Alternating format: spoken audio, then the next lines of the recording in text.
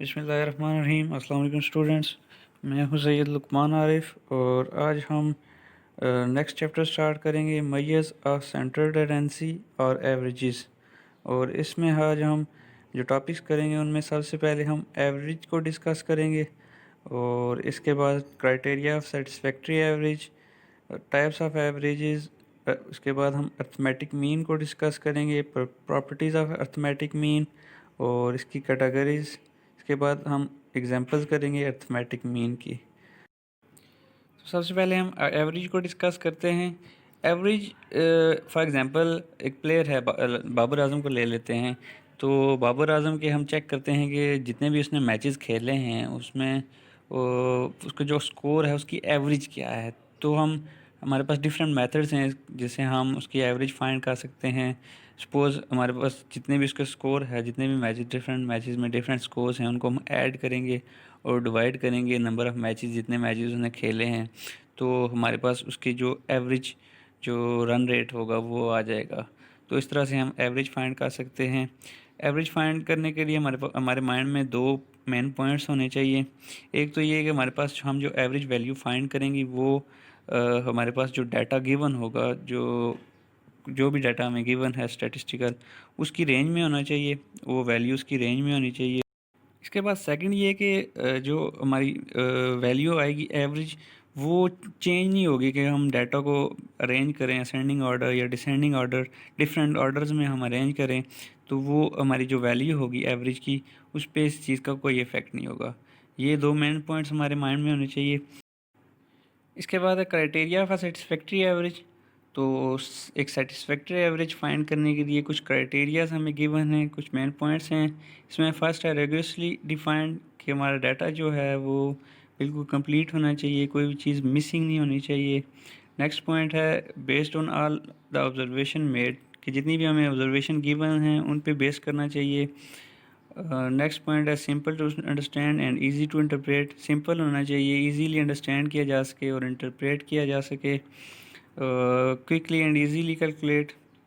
इसके बाद नेक्स्ट है अमेनेबल टू मैथमेटिकल ट्रीटमेंट, कि मैथमेटिकल ट्रीटमेंट के लिए रेडी होना चाहिए। इसके बाद नेक्स्ट है relatively stable in repeated sampling experiment, कि हम जितनी बार भी सैम्पलिंग एक्सपेरिमेंट करें उसमें स्टेबल रहना चाहिए हमारी एवरेज, उसमें कोई चेंजिंग नहीं आनी चाहिए।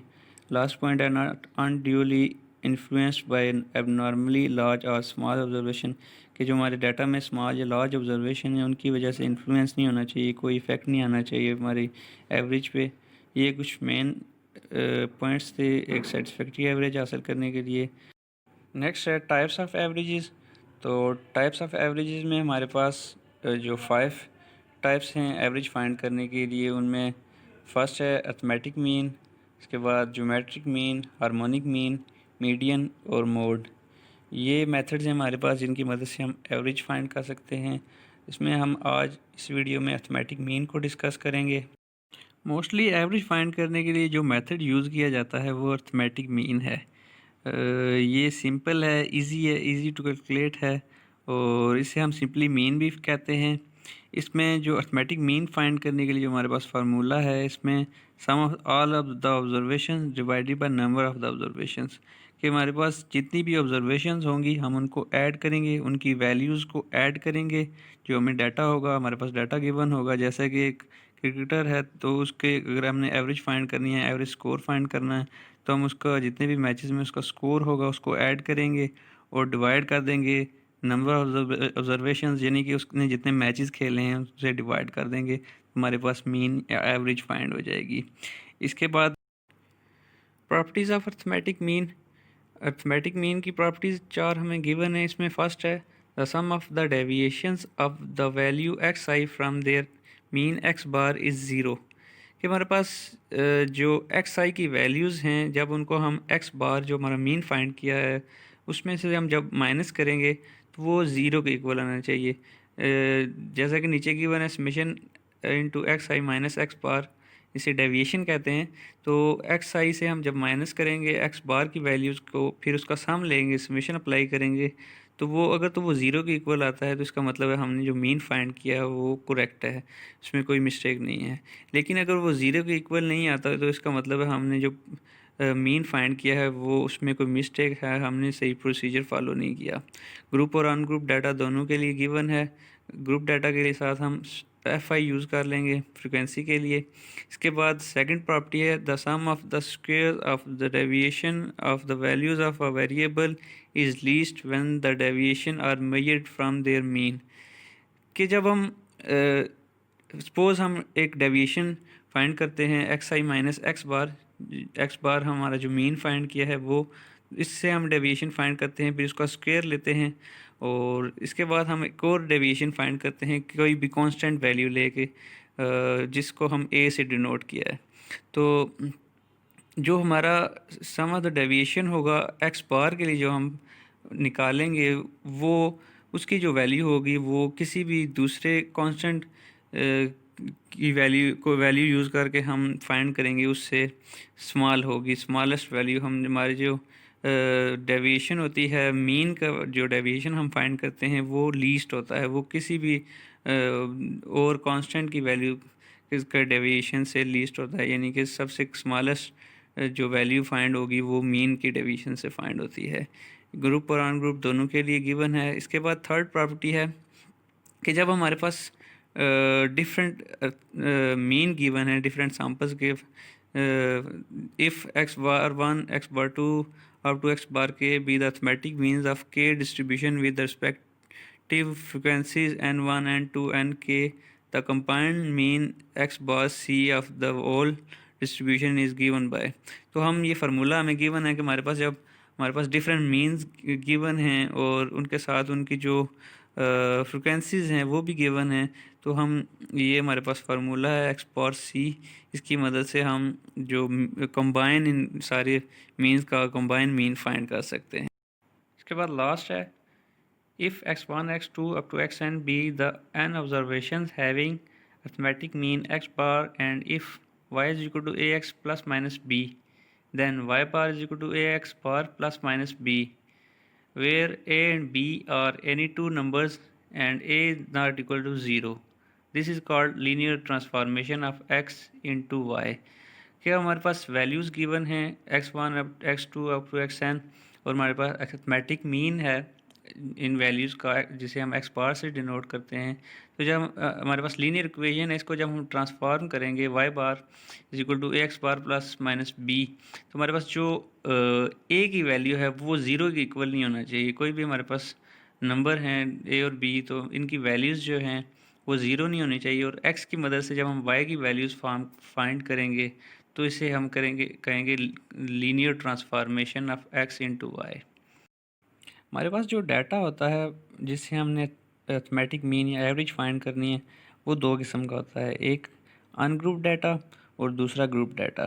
तो अनग्रुप डाटा जिसमें हमें सिंपली रैंडमली वैल्यूज़ सेलेक्ट करके दी गई होती हैं, कोई क्लासेस नहीं बनाई गई होती, क्लास लिमिट्स नहीं बनी होती, फ्रिक्वेंसी नहीं दी होती, सिंपली हमें ऑब्जर्वेशंस गिवन होती हैं और उनसे हमने जब मीन फाइंड करना होता है तो उसके लिए हम अनग्रुप डाटा वाला मेथड यूज़ करते हैं जिसमें हम एक्स बार मीन को एक्स बार से डिनोट करते हैं और जो वैल्यूज़ होती हैं, जो ऑब्जर्वेशंस होती हैं, उनको हम x1 x2 up to xn जितनी भी वैल्यूज़ होती हैं उनको हम ऐड करते हैं और डिवाइड करते हैं नंबर ऑफ़ वैल्यूज़ से। तो इस तरह हम x bar equal to summation x I divided by n, हमारे पास फार्मूला आ गया अनग्रुप डाटा के लिए अरिथमेटिक मीन का। समेशन एक्स आई के जो हमारे पास जितनी भी ऑब्जर्वेशन है उनको सम करना है, ऐड करना है। आई हमारा जो है एक्स आई जो है वो रिप्रेजेंट कर रहा है वैल्यूज़ को 1 2 3 अप टू सो एन तक जितनी भी वैल्यूज़ हैं उनको हम आई से डिनोट करते हैं। और एन जो है स्मॉल एन, ये हमारा number of observation number of values को डिनोट करता है। ग्रुप डाटा में हमें जो डाटा गिवन होता है वो क्लासेस की फॉर्म में होता है और उसके साथ फ्रिक्वेंसी दी होती है। क्लासेस बनी होती हैं लाइक 0 to 5 6 to 10 इस तरह, और साथ उसकी फ्रिक्वेंसी दी होती है और जो फ्रिक्वेंसी होती है उसको हम एफ़ से डिनोट करते हैं और क्लासेस का मिड पॉइंट हम फाइंड करते हैं जिसे हम एक्स से डिनोट करते हैं। इसके बाद ग्रुप डाटा के लिए मीन फाइंड करने के लिए हम हमारे पास जो फ्रिक्वेंसी होती है उसको हम जितनी भी फ्रिक्वेंसीज होती हैं उसको हम उसकी करस्पॉन्डिंग मिड पॉइंट जो एक्स की वैल्यूज़ होती हैं उनसे हम मल्टीप्लाई करते हैं, और इस तरह मल्टीप्लाई करने के बाद जितनी भी हमारी फ्रिक्वेंसीज़ हैं उनको एक्स की वैल्यू से मिड पॉइंट से मल्टीप्लाई करके हम ऐड कर लेते हैं, सम कर लेते हैं, और फ्रिक्वेंसी जितनी भी गिवन होती है उसको हम सम कर लेते हैं। तो हमारे पास जो एफ आई एक्स आई है वो जो हम फ्रिक्वेंसी और मिड पॉइंट को मल्टीप्लाई करके वैल्यूज़ फाइंड करेंगे वो हमारी समेशन एफ आई एक्स आई होगा, और डिवाइड करेंगे हम समेशन एफ आई जो कि फ्रिक्वेंसी की का टोटल होगा, सम होगा। जो समेशन एफ आई है, जैसा कि हमारे पास अनग्रुप डाटा में एन से हम डिनोट करते हैं नंबर ऑफ़ वैल्यूज़, तो यहाँ पे हमारे समेशन एफ आई यूज़ करेंगे ग्रुप डाटा में। तो ये हमारा ग्रुप डाटा के लिए फार्मूला होगा। तो सबसे पहले हम एक एग्जांपल करते हैं अनग्रुप डाटा के लिए। The marks obtained by 9 students are given below. 9 students के मार्क्स हमें गिवन हैं, और calculate the arithmetic mean. Arithmetic mean हमें कैलकुलेट करना है।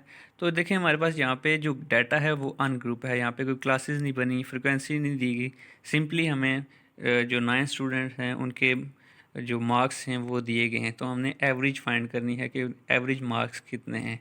तो इसके लिए हम अनग्रुप डाटा का वाला मेथड यूज़ करेंगे।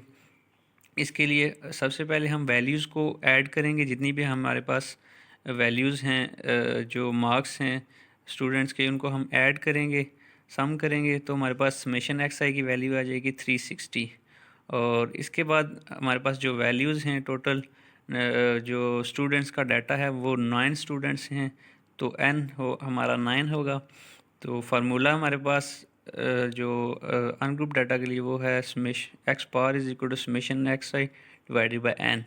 तो इसमें हम वैल्यूज़ पुट करेंगे, 360 को डिवाइड करेंगे 9 से, तो हमारे पास जो एवरेज मार्क्स आ जाएंगे स्टूडेंट के एक्स बार, जो मीन है हमारा वो है 40। तो इससे हमें पता चला कि जो 9 स्टूडेंट्स के हमारे पास जो मार्क्स थे उनकी जो एवरेज मार्क्स हैं वो 40 हैं। तो ये अनग्रुप डाटा की एग्जांपल होगी। इसके बाद हम ग्रुप डाटा की एक एग्जांपल करते हैं। एग्जांपल है the weight of 40 male students at a university are given in the following frequency table. Frequency table हमें दिया गया है, और वेट और फ्रिक्वेंसी गिवन है कि 118 से 126 तक कितने स्टूडेंट्स हैं। तो ये 3 स्टूडेंट्स हैं। इसी तरह हमारे पास सारे स्टूडेंट्स जो 40 स्टूडेंट्स का डाटा गिवन है, तो हमने फाइंड करना है इसका मीन फाइंड करना है, अर्थमेटिक मीन। तो इसके लिए हमने हमारे पास जो अब यहाँ पे जो फार्मूला यूज़ होगा वो ग्रुप डाटा वाला फार्मूला यूज़ होगा, जो कि x power is equal to summation F I x I divided by summation F i. तो इसके लिए हमने सबसे पहले जो फाइंड करना है वेट, जो अब क्लास लिमिट्स हमें गिवन है, फ्रिक्वेंसी भी हमें क्वेश्चन में गिवन है, हमने मिड पॉइंट जिसे हम एक्स से डिनोट करते हैं वो फाइंड करना है, और इसके बाद हमने एफ़ और एक्स जो फ्रिक्वेंसी और एक्स मिड पॉइंट की वैल्यूज़ को मल्टीप्लाई करना है।